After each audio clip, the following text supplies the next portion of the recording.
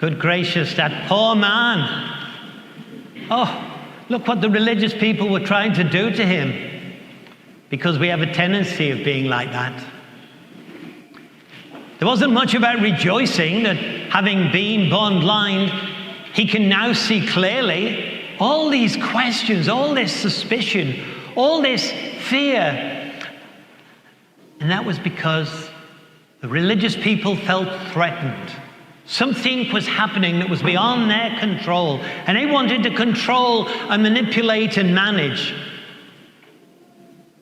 I was taught years ago the only way to gain control is to let go of it.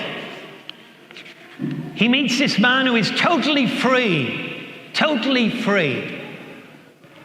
and he's the one who brought the man born blind to fullness of sight and to faith. A little story regarding a novel by E.M. Forster, A Room with a View. The Signora had no business to do it, complained Charlotte Bartlett in E.M. Forster's 1908 novel, A Room with a View. She promised us south rooms with a view, instead of which, here we are looking north into a courtyard. Miss Bartlett had good reason to be upset.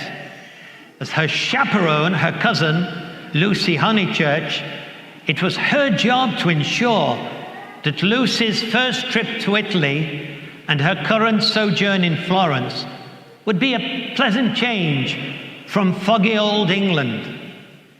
And yet, they were assigned to lodging that looked out not upon a panorama of Florence's domes and towers and ancient bridges, but on a backyard. Mrs. Bartlett's complaint was overheard by Mr. Emerson, an old fellow who shared the breakfast table. "I have a view," he said brusquely. "This is my son. He has a view too. What I mean is that you can have our rooms. We'll change."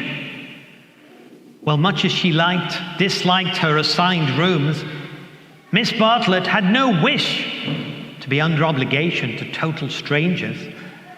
Her British propriety required that she refuse the offer, which she took to be a rude invasion of privacy, invasion of privacy.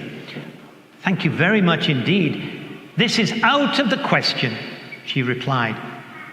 Mr. Emerson was not the type to give in so easily. Placing his fist on the table, he asked, "Why?" I'm not like that, am I, Mel? They didn't have a view. They wanted a view.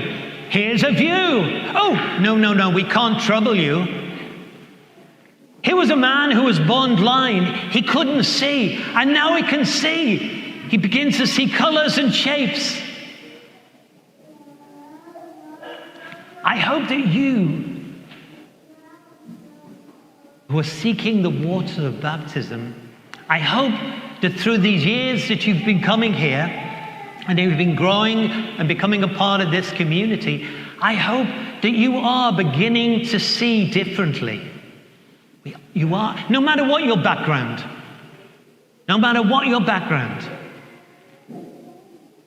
We do love to label things as sinful, don't we? And sadly, the things that are really sinful, we kind of miss. Opportunities to know, to love, and to see God. And likewise, those of you who are seeking full communion, I hope that you're getting a wide view of the mercy of God. This proper English lady didn't want to be beholden to anyone. I've got news for all of us. We all are. Because we didn't create ourselves. We were the created.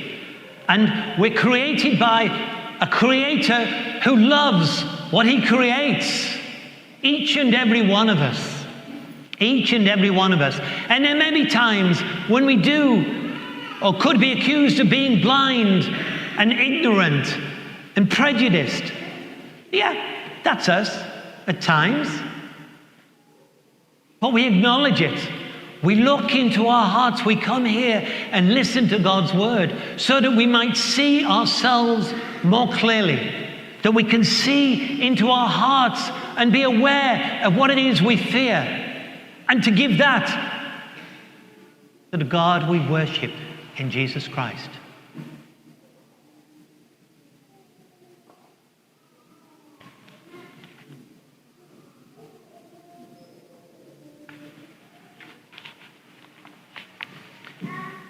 Favorite writer of mine, Jeffrey Preston, says, failure is the customary Christian pattern. Got it? Failure. So just in case any of you thought you haven't and are hiding it, you have. And that is the pattern of Jesus. Jeffrey says it's the pattern of the Eucharist. It's the pattern of the church in David's Jerusalem, of the great Christians of our day. No matter. Just at the end of Lent, beyond the death in failure of the Lord, lies Easter. So beyond our deaths and the deaths of our Christian scheme lies Jerusalem, that is the gift of God, the city of peace, the center that radiates unity. But we are on our way. We might still be weighed down at times, but hopefully with the help of people who love us, people who care for us, people who want to enlighten us, that we'll be rid of some of those burdens. But remember, we're in good company.